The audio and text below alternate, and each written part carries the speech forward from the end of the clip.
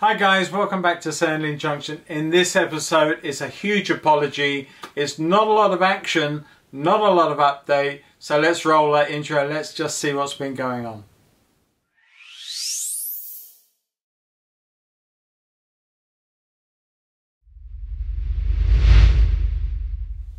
Hi guys, welcome back. As I said at the start, I'm going to start this episode off with a massive apology to you all. I have been away from the channel and from Sandling for over 2 months now without any updates whatsoever to you.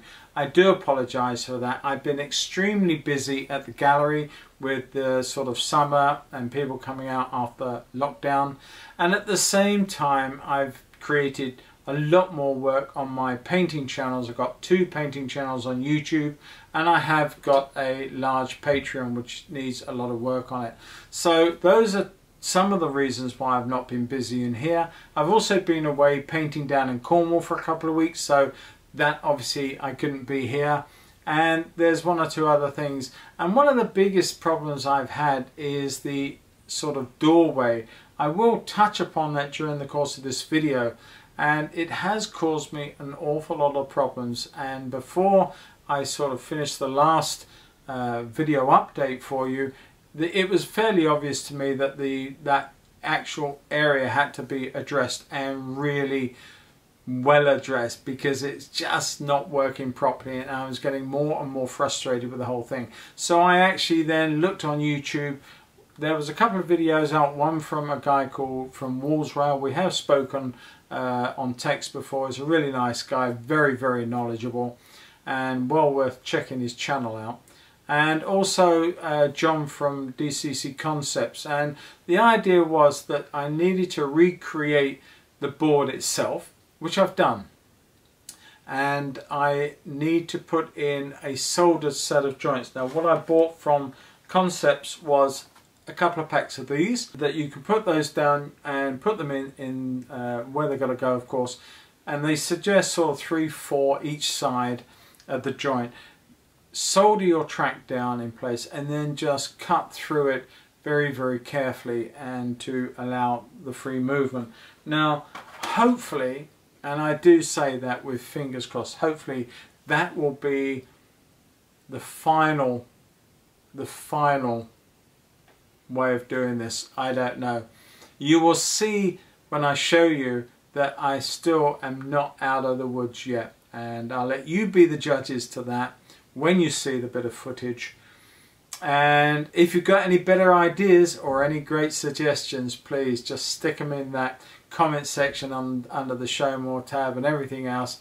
I'd love to hear your thoughts on it, and if someone comes up with a great brainwave.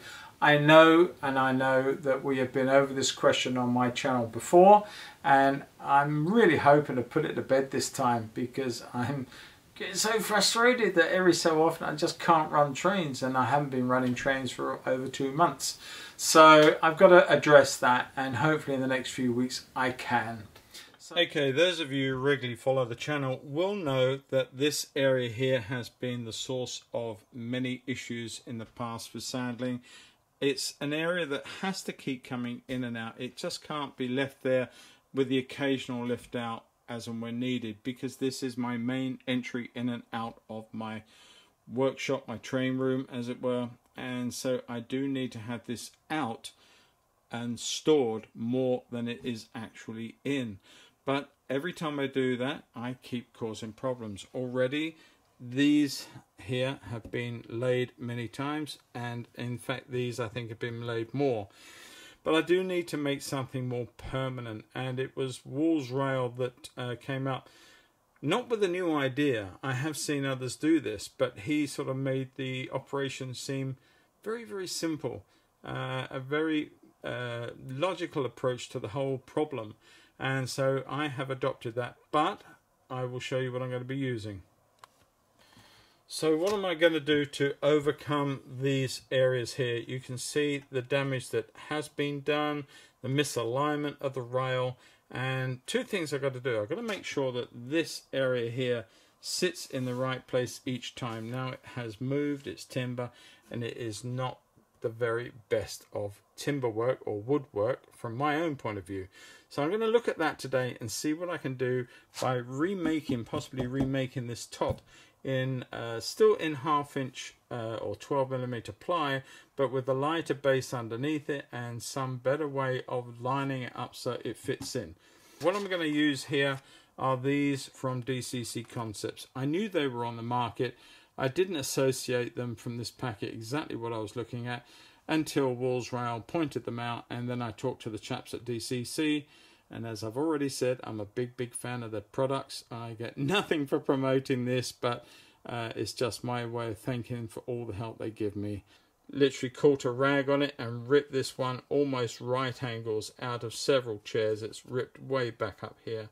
So I felt at that point, enough's enough. I got to deal with this. I can't keep running trains on this. Something's going to happen and it's going to damage a Loco, and I'm going to regret the laziness in dealing with the issue. So that's what I'm doing. That's what the thrust of this update is all about. So without further ado, let's crack on. Okay, so far so good in a way. Okay, I took the old runners off from under here just to it look bulky and cumbersome, and I've put 2 sliding pieces of 2x1 in, and I will make the top so it sits on top of those quite nicely and marry up with each of these. And I will of course put extra stabilizing on the inside of that so there's a bit of a flap each side. So this is what I've done.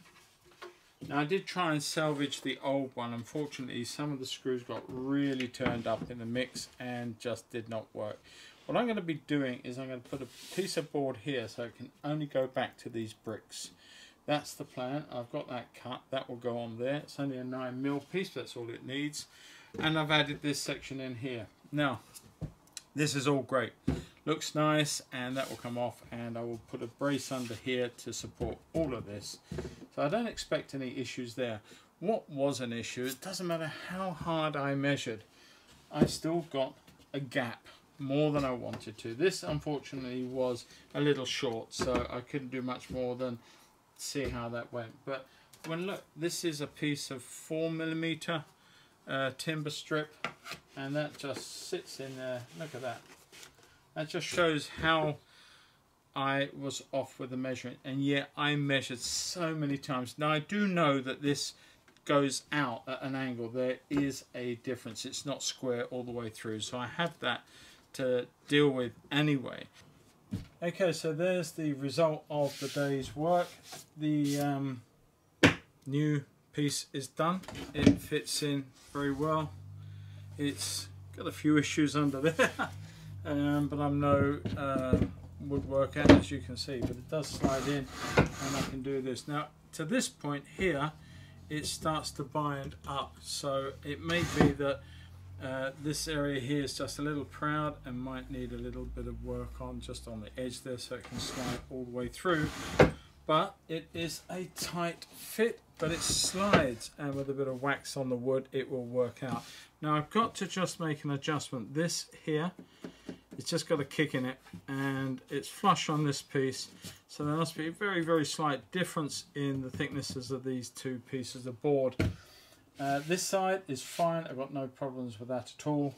I've got that on there. I mean, there is a slight rise, but I don't think that will make any difference. But this one I just need to just move the runner down a shade.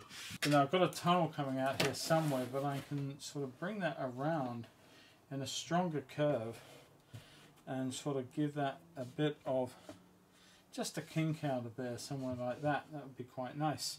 And then the road that comes out of here and up over the hill, I can have a cattle dock or something here, a small road feeding off and joining this one and up over there as well.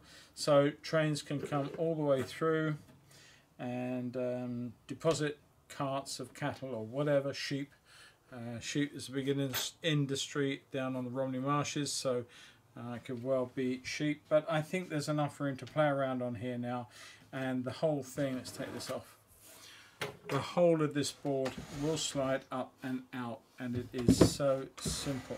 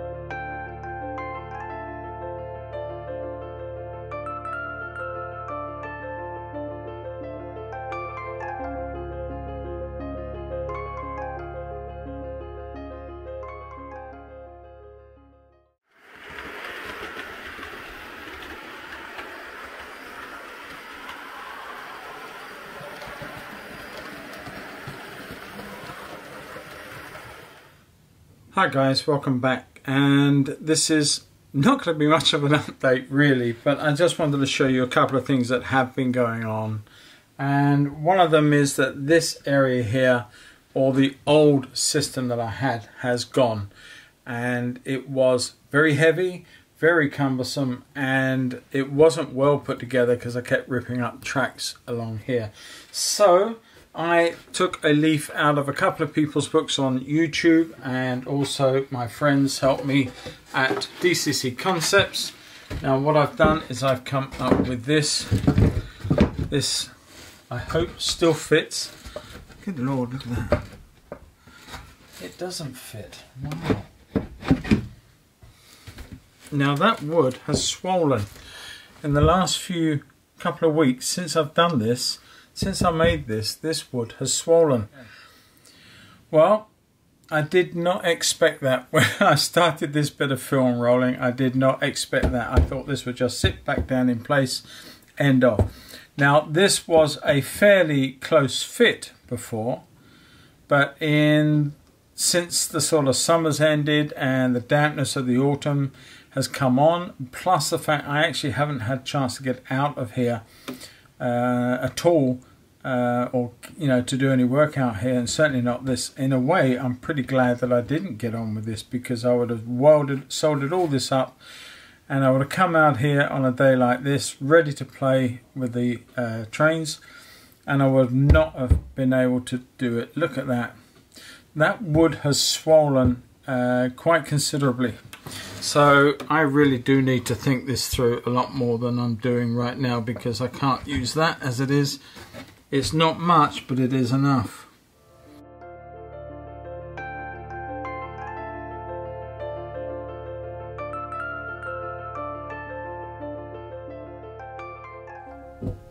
Well, I've got to say, I did not want to be defeated, not at this early stage. So what I've done is I have just lightly sanded down on all the faces. It is sort of a tight, and yeah, I'm not sure if I'm not sure if that's the right way to go with this right now, but I think that not that I want tons of work to do by keep repeating this, because I'm getting a little bit sick and tired of keep making new bits for this area and not finding a happy way forward. But I will give this a slight more sanding down on each side. Now I know that it is only minimal.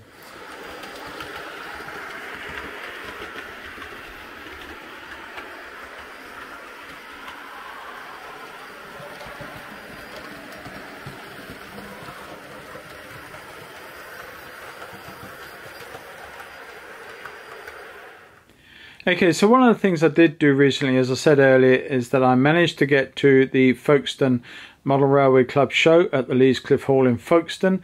It's the first time it's been held, of course, as so many railway model shows. It's the first one since lockdown.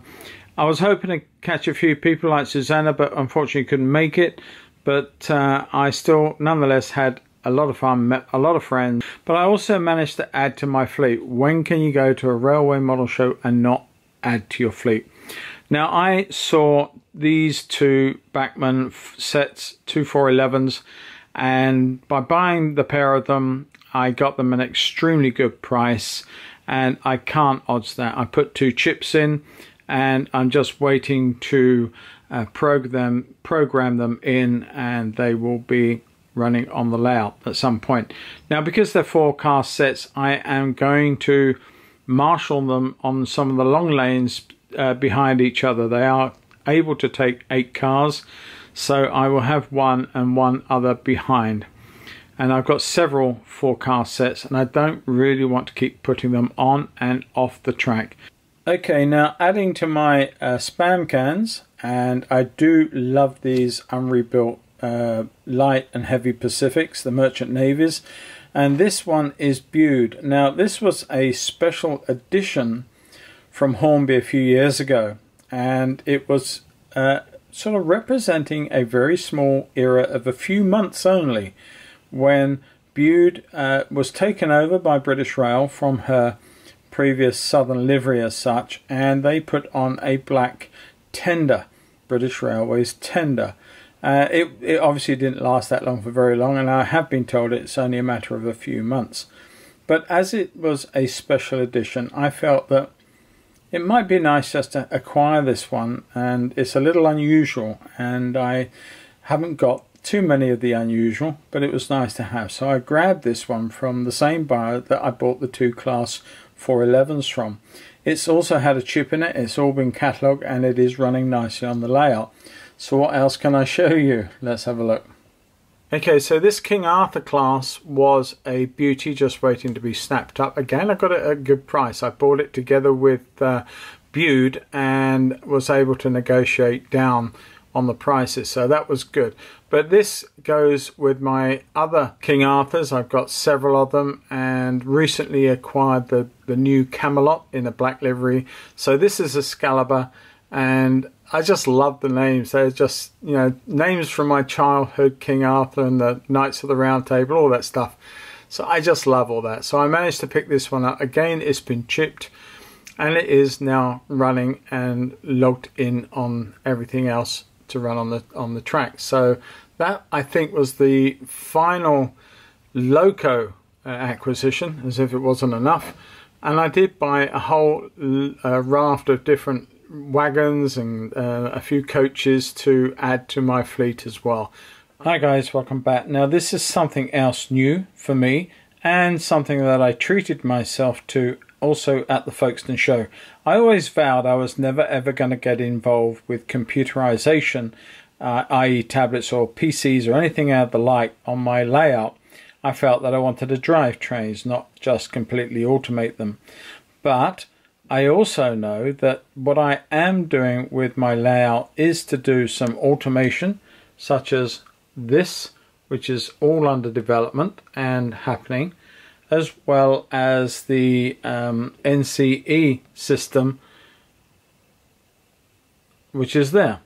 Okay, so I've got a number of friends at DCC Concepts, but I've also got some more at the lovely Roxley Models. Now, Aidan and James, who do the Folkestone show regularly, I have become very good friends over the years, and I look to both of them for assistance, help, and picking their brains, and they are always happy to impart information and help me out. Now, I saw this on the Roxy stand. I wasn't totally impressed. I just thought it was another box of tricks, a bit of a gimmick, until I started looking into it. Now, I like to have some form of control with my layout, and I am, as you all know, I am building lots and lots of these things going around. They are all in development at different stages, and they require a certain amount of skill and expertise, and John at DCC Concepts and others are helping me make that happen. But it is a slow process, and in the short term, this, I feel, is a bit of a fun way to get a little bit more immediacy when it comes to controlling my trains on my layout. Now, I will be putting a some form of shuttle into the branch line from Sandling down through to higher than possibly onto the harbour station. That's already been catered for, and the modules have been purchased. But I also wanted this to not only catalogue my trains and photograph them and have the knowledge of them and be able to call them up as and when, but also have that sort of bit more control in the form of a computer panel and seeing exactly what I wanted. Okay, so this is what the Z21 app looks like on an up-to-date. Now, this is the latest app on a more up-to-date iPad. There is an older app that is available with a few less bells and whistles, and I believe on older machinery, but this was working very well on this new Apple. So with that in mind, let's just go and see. I'm going to do this by hand. Hopefully you can get to see too much without too much camera shake. But this is an area here where we add all our locomotive stock wagons and all the other vehicles that you wish to add in. At the moment, I'm just going through my locomotive fleet. there are some 50 of them in here at the moment. I'm about just under halfway through, I think. I'm not quite sure how many I've got these days, but I seem to be a bit of a glutton for locomotives. Anyway, that said, that's where they're all entered and where I can address them. I can do all the other little bits and pieces, and the nice thing is I can then photograph it. And let me just come across here to this new D class, which is sitting on the programming track. Very, very simply put together. Small, a couple of wires, just loading that in, and then this system here connects up to this is a USB, but of course being an up-to-date iPad, it's USB-C, so I need that little adapter in there just to link the two together and talk to each other. So I can photograph my locomotive, and there is an identifier there for all the way through this program. If I come out of here and if I go into the driving seat, as it were, you then have all the information here for, I think it's only probably up to 2. Let's just make that to go. There's probably only up to 2 locomotives at a time can be seen. If you know better, let me know. This is not a Z21 or the DigiKeys 5000 tutorial. Please don't go off thinking that. I know very little about it. It's only what Aiden's told me, helped me out with, and got me so far where I'm at. So maybe I'll do another video at another time, but right now I'm just telling you what I bought and what I'm doing with it. And here you've got the locomotive in question, not the D class, but another one from last time, and you can make it go that way. You can make it go forward and backwards wherever you want it to go, stop it, and you've got all the functions here, and of course you can control CVs and everything else this way. So there are 2 there, and I can go down to this little quad part down the bottom there, and I can call up, oh, sorry, shows I don't know too much about it. Come on, don't show me up. But I can scroll through my entire fleet and say this is as it is at the moment, and I can, if I got a train on track, then I can say, oh, it's that one. I can put that one in, and then I can start driving that train. I will, in short time, I hope, put the whole track plan into this system so that I have great control not only on the track, the trains, but also route planning via alteration of any particular points or sets of points. So that's quite easy. It's going to take a little bit of setting up. I know that.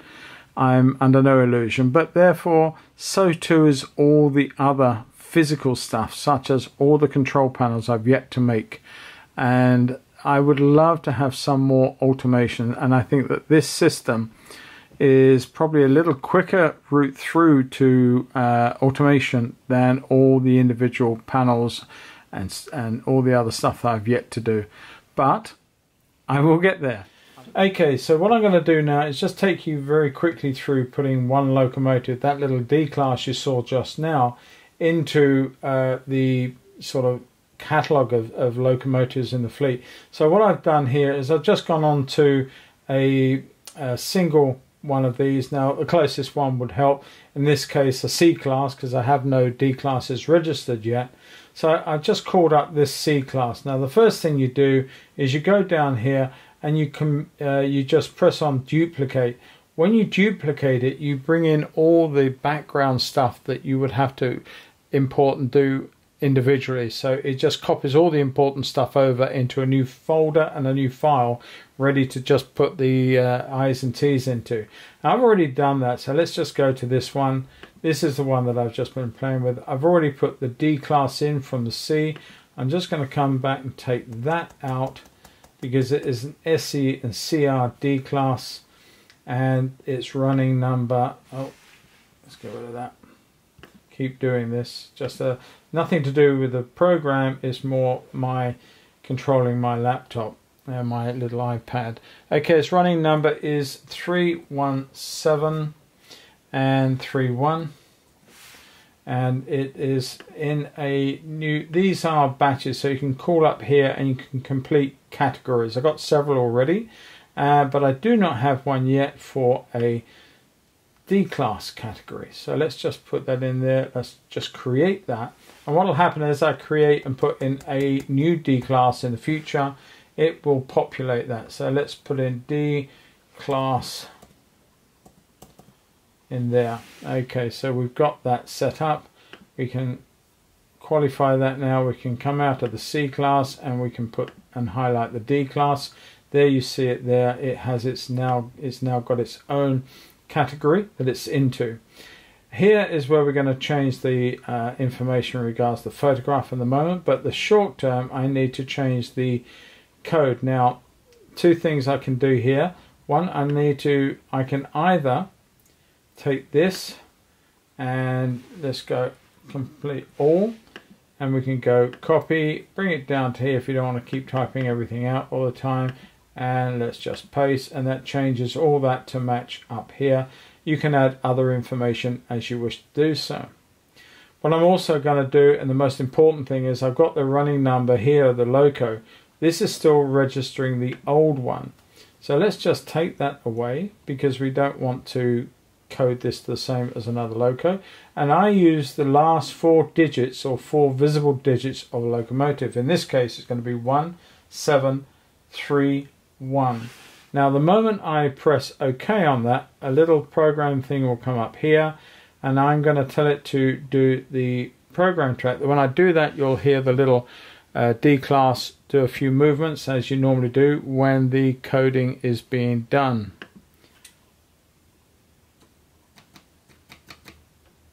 And that's sorted. So now that has been coded to 1731.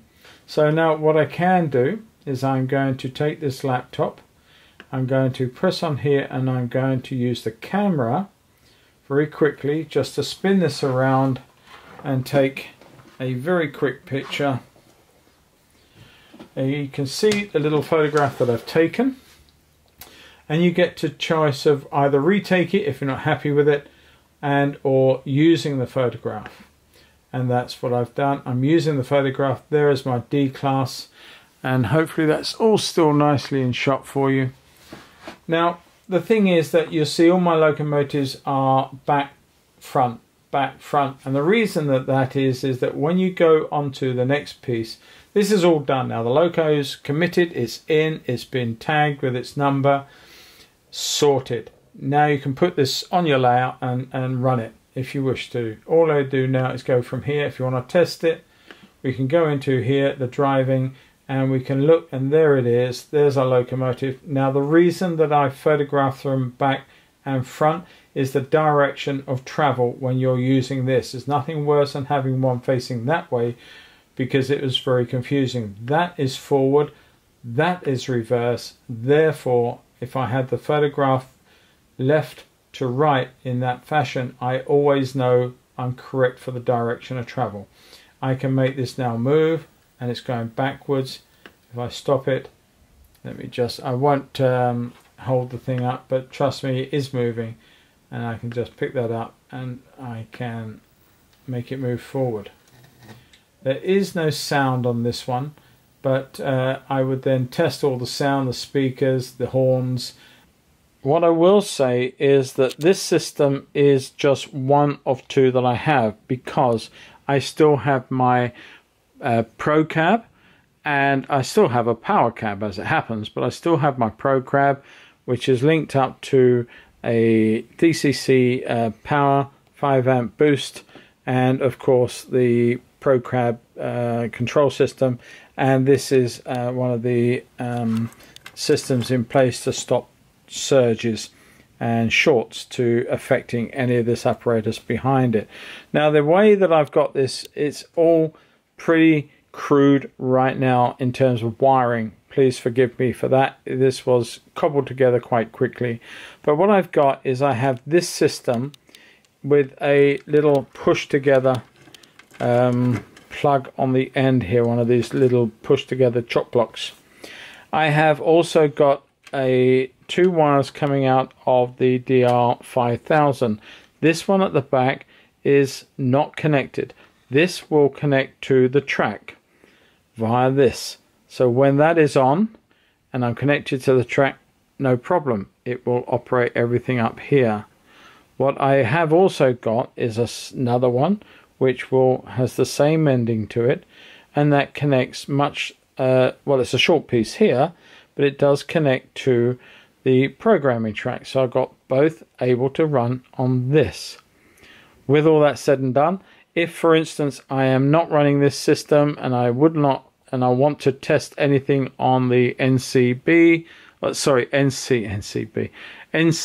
system, I can merely, all I've got to do is turn these on and just change the plug from one to the other. This will come in operation with all of this once more, and I have two systems able to be used, not at the same time of course, but independently of each other, with just the unplugging and plugging virtually of that and turning on the two mains leads. So I'm really happy at that prospect, because then I can run this system. If I need any updates or anything else to do with this, I can take it offline, and if I want to work with the NCE and all of this stuff, which I will have to be doing at some point in the future, then of course I can easily do that. So that's a plus, a win-win, and I'm really happy with this. I'm happy with this purchase, and I'm really looking forward to understanding it a lot more and making it really work for Sandling Junction in the long term. They are a great piece of kit, and when you consider what a Z21 unit costs, and can't do, I think, much more, if anything different really, than this system, then I think this is a cracking, versatile and inexpensive way of putting your layout and your trains onto a computer and running your system more automatically.